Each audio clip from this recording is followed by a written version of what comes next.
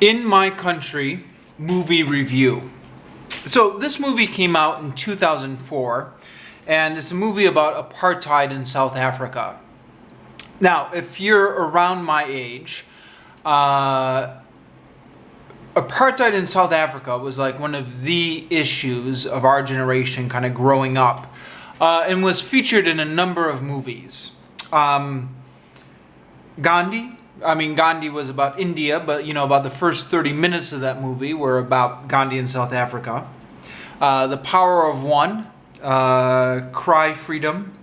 All of these were like really good movies. In fact, all of these are, I think, among my favorite movies of all time. But there does get maybe to a point where it gets overdone a little bit, where you're like, okay, I get it. Apartheid is bad. I don't need to watch another movie about how apartheid is bad. Which is what makes this movie so interesting.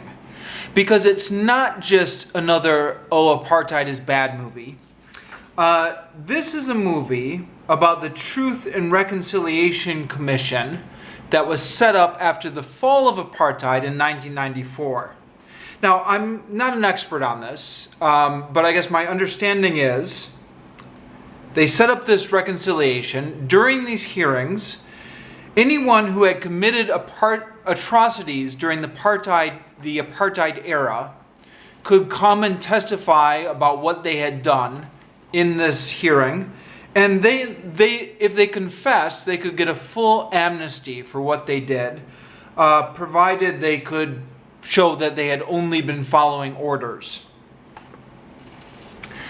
Now, this is really interesting, and it brings up a number of real interesting issues. It's not just apartheid is bad movie. It's like, how does a society move forward from apartheid? What's more important? Is it more important to punish people for what they did and to have kind of justice for these atrocities? Or is it more important that, the society can kind of heal its wounds and kind of move forward? And if that involves kind of giving amnesty to people, then that's what needs to be done.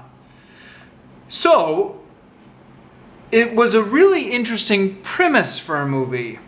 Now, the bad news is that the movie never really rises to deal with the full complexity of that premise.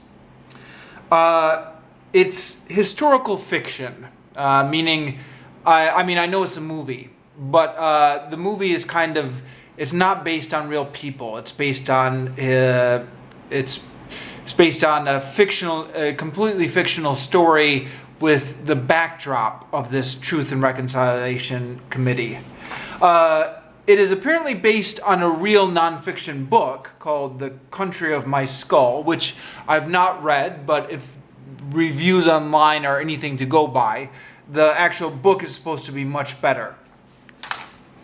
But the movie itself is just fictional characters. We get a glimpse of the complexity of the issues under discussion at the hearings, but then the story just veers away in another direction to focus on the personal lives of white South African Anna Malen, played by Juliette Binoche, and the cynical American journalist Langston Whitfield, played by Samuel L. Jackson, and the unlikely romance that develops between them. In other words, it just degenerates into another stupid, sappy Hollywood love story. It would have been much more interesting if it had stayed focused on the actual historical events.